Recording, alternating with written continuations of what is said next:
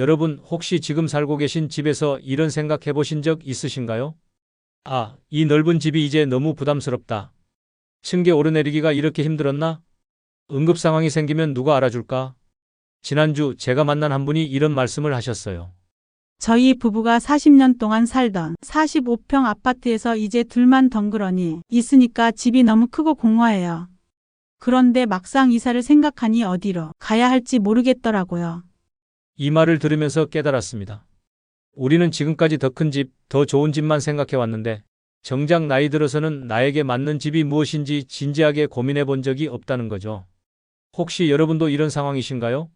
자녀들이 다 독립하고 나니 방 3개는 그냥 창고가 되어버렸고 거실 소파에는 먼지만 쌓여가고 주방에서 혼자 밥 해먹기도 썰렁하고 그런데 더 심각한 건 이런 넓은 집에서 혼자 쓰러지면 누가 알까 하는 불안감이에요. 실제로 독거노인 고독사 통계를 보면 2023년 기준으로 3,661명이나 됩니다. 이 중 상당수가 넓은 집에서 혼자 지내다가 발견이 늦어진 경우들이에요. 집이 안전망이 아니라 오히려 고립의 공간이 되어버린 거죠. 그렇다면 우리는 어떤 집에서 살아야 할까요? 먼저 크기부터 다시 생각해 봐야 합니다. 사실 2인 가구가 실제로 생활하는 데 필요한 공간은 20평 정도면 충분해요. 침실 하나, 거실 겸 식당, 작은 주방, 화장실 하나. 이 정도면 관리도 쉽고 청소도 부담 없고 난방비도 절약됩니다.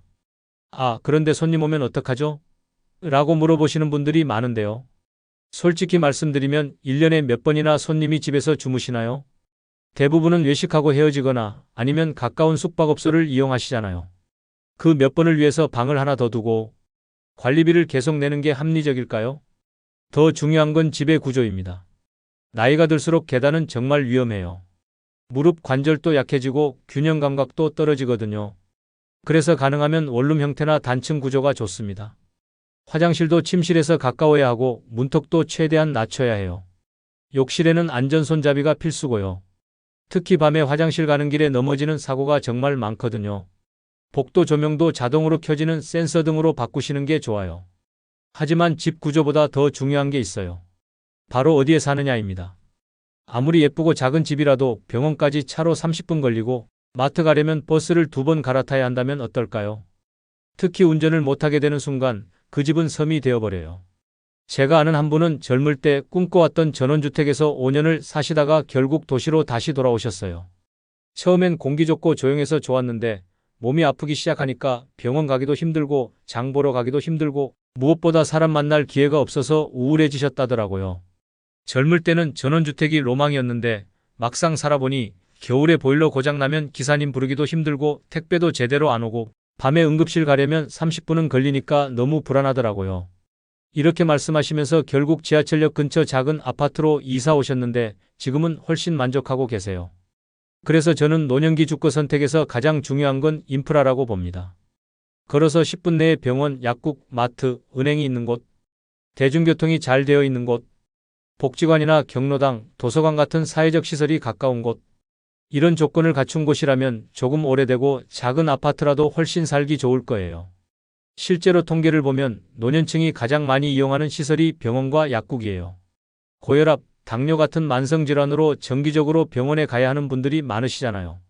그런데 병원 가려고 매번 택시 타고 버스 2~3번 갈아타고 하면 정말 힘들어요. 몸이 아픈데 교통비까지 많이 들고 그래서 집에서 걸어서 갈 수 있는 거리에 내과, 정형외과, 안과 정도는 있는 동네가 좋습니다. 또 마트도 중요해요. 무거운 쌀이나 물 같은 것들을 들고 멀리 걸어가는 건 정말 힘들거든요. 요즘은 온라인 쇼핑도 많이 하시지만 신선한 채소나 과일은 직접 보고 사고 싶으시잖아요. 그리고 시장이나 마트에서 사람들과 자연스럽게 만나는 것도 사회적 활동의 하나예요. 은행도 가까이 있으면 좋습니다. 요즘은 인터넷 뱅킹이 많이 발달했지만 복잡한 업무는 여전히 은행에 가야 하는 경우가 많아요. 연금이나 적금 업무, 통장 재발급 같은 것들 말이에요. 대중교통은 정말 중요합니다. 지하철역이나 버스 정류장에서 너무 멀면 나중에 걷기 힘들어졌을 때 정말 고립될 수 있어요. 그리고 자녀들이 방문하기도 쉬워야 하잖아요. 요즘에는 고령 친화주택이라는 개념도 나오고 있어요. 문턱을 없애고 복도를 넓히고 비상벨을 설치하고 1층에는 공동식당이나 카페를 만들어서 주민들이 자연스럽게 만날 수 있게 하는 거죠. 엘리베이터도 휠체어가 들어갈 수 있게 넓게 만들고 버튼도 낮은 곳에 추가로 설치하고요. 화장실에는 비상벨을 설치해서 응급 상황에 대비하기도 해요. 이런 주택들이 점점 늘어나고 있는데 아직은 공급이 부족한 상황이에요. 하지만 이런 특별한 주택이 아니더라도 기존 아파트에서도 충분히 안전하게 살 수 있어요. 중요한 건 이웃과의 관계입니다. 옆집 아줌마와 안부를 묻는 사이, 아래층 할머니와 가끔 반찬을 나눠 먹는 사이라면 그것만으로도 든든한 안전망이 되거든요. 그런데 요즘 아파트는 다들 문 닫고 살잖아요 라고 말씀하시는 분들도 계실 텐데요. 맞아요. 예전처럼 이웃사촌은 어려워졌죠. 하지만 먼저 인사하고 엘리베이터에서 만나면 날씨 얘기라도 하고 관리사무소 게시판도 가끔 보고 하다 보면 자연스럽게 얼굴 익힌 이웃이 생기게 되어 있어요. 아파트 단지 내에 경로당이나 주민 모임이 있다면 참여해 보시는 것도 좋겠어요. 처음엔 어색하지만 몇 번 가다 보면 편해져요. 그리고 같은 단지에 사는 분들이니까 서로 안부도 묻게 되고 도움도 주고받게 되죠. 그리고 집안의 물건들을 정리하는 것도 정말 중요해요. 40년, 50년 살면서 쌓인 물건들이 얼마나 많습니까? 자녀들 어릴 때 용품, 옛날 가전제품, 안 입는 옷가지들. 이런 것들이 집을 비좁게 만들고 청소도 어렵게 하고 심지어 넘어질 위험도 만들어요. 과감하게 정리하세요. 집을 선택할 때 또 중요한 건 층수예요. 엘리베이터가 있는 아파트라면 상관없지만 그렇지 않다면 3층 이상은 피하시는 게 좋습니다. 무릎이 아프기 시작하면 계단 오르기가 정말 힘들어져요. 그리고 화재나 응급 상황 때 대피하기도 어렵고요. 1층이나 2층이 가장 무난하죠. 1층은 습기가 걱정되시는 분들도 계시는데 요즘은 건축 기술이 좋아져서 습기 문제도 많이 해결되었어요. 오히려 정원이나 마당을 가꿀 수 있어서 좋은 점도 많습니다. 그리고 아파트를 선택할 때는 주변 환경도 꼼꼼히 살펴보세요. 너무 큰 도로 옆은 소음이 심하고 공기도 안 좋아요. 특히 밤에도 차가 많이 다니는 도로라면 잠들기 어려울 수 있어요. 하지만 너무 안쪽 골목은 응급차나 소방차가 들어오기 어려울 수 있어요. 적당히 접근성이 좋으면서도 조용한 위치가 가장 좋죠. 학교나 놀이터 근처는 어떨까요? 아이들 소리가 시끄러울 수도 있지만 반대로 생기가 있어서 좋다고 느끼시는 분들도 계세요. 이건 개인 취향이니까 실제로 가서 시간대별로 소음 정도를 확인해 보시는 게 좋겠어요.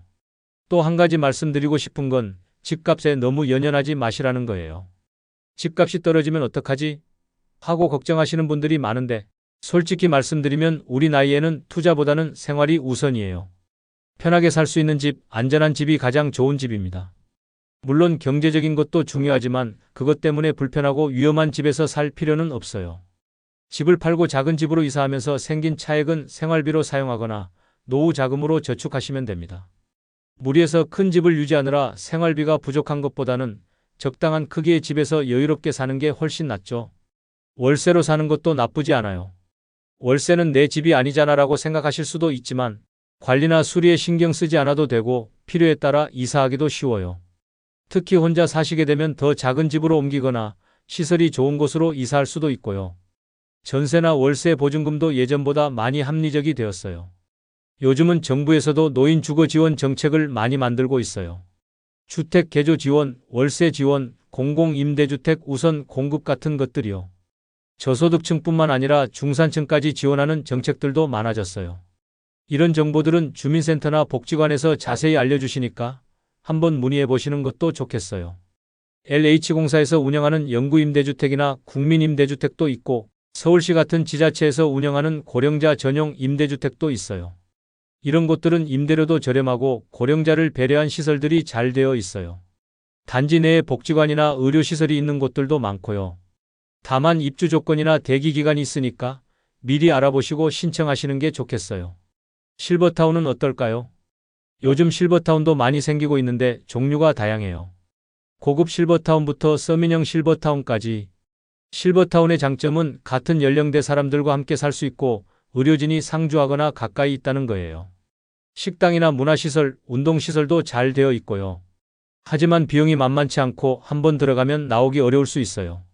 그리고 너무 폐쇄적인 환경이 될 수도 있고요. 실버타운을 고려하신다면 꼼꼼히 비교해 보시고 가능하면 체험 입주를 해보시는 게 좋겠어요. 한 달 정도 살아보시면 정말 자신에게 맞는지 알 수 있어요. 마지막으로 이런 말씀을 드리고 싶어요. 집은 단순히 살 곳이 아니라 삶의 무대입니다. 남은 인생을 어떻게 살고 싶은지 먼저 생각해 보세요. 조용히 책을 읽으며 지내고 싶다면 도서관 근처가 좋을 것이고 사람들과 어울리며 지내고 싶다면 복지관 근처가 좋겠죠. 운동을 좋아한다면 공원이나 체육시설 근처를, 종교활동을 중요하게 생각한다면 교회나 절 근처를 선택할 수 있습니다. 취미활동을 하고 싶다면 문화센터 근처도 좋고요. 여러분만의 라이프 스타일에 맞는 집을 찾는 것이 가장 중요합니다. 그리고 건강이 나빠질 수도 있다는 점을 미리 고려해야 해요. 지금은 건강해도 10년 후에는 어떨지 모르거든요. 휠체어를 타게 될 수도 있고 지팡이를 짚고 다닐 수도 있어요. 그런 상황을 미리 생각해서 집을 선택하는 것이 현명합니다. 혹시 지금 살고 계신 집이 너무 크다고 느끼신다면 용기를 내서 변화를 시도해 보세요. 작은 집으로 이사하는 것도 좋고 아니면 현재 집을 더 효율적으로 사용하는 방법을 찾아보는 것도 좋겠어요. 빈방 하나를 운동 공간으로 만들거나 취미 공간으로 꾸미거나 아니면 아예 문을 닫고 난방을 차단해서 관리비를 절약하는 방법도 있어요. 안전을 위한 시설 개선도 필요해요. 손잡이 설치, 미끄럼 방지 매트, 자동 감지 조명 같은 것들은 큰 비용 들이지 않고도 설치할 수 있어요. 그리고 비상 연락망도 만들어 두세요. 이웃이나 자녀, 관리사무소 전화번호를 눈에 잘 띄는 곳에 붙여두시고 핸드폰에도 저장해 두세요. 응급상황 앱도 설치해 두시면 도움이 됩니다. 여러분도 한번 생각해 보세요. 지금 살고 계신 집이 정말 여러분에게 맞는 집인지, 혹시 너무 크고 부담스럽지는 않은지, 응급상황이 생겼을 때 도움을 받을 수 있는 환경인지, 이런 것들을 점검해 보시고 필요하다면 변화를 두려워하지 마세요. 60대, 70대라고 해서 이사를 못할 이유는 없거든요. 여러분, 오늘 이야기 어떠셨나요? 건강하고 행복한 노년을 위해서 집부터 다시 생각해 보시면 어떨까요? 여러분의 남은 인생이 더욱 안전하고 편안하기를 진심으로 바랍니다. 혹시 오늘 영상이 도움이 되셨다면 구독과 좋아요, 알림 설정 꼭 부탁드립니다. 여러분의 경험이나 고민, 궁금한 점이 있으시다면 댓글로 남겨주세요. 여러분 한 분 한 분의 이야기가 또 다른 분들에게 큰 힘이 될 수 있습니다. 주변에 이 영상이 필요할 것 같은 가족이나 친구가 있다면 공유도 많이 해주시고요. 앞으로도 여러분의 건강하고 행복한 노년을 위해 실질적이고 따뜻한 정보로 찾아뵙겠습니다. 함께 나이 들고 함께 행복해지는 그날까지 감사합니다.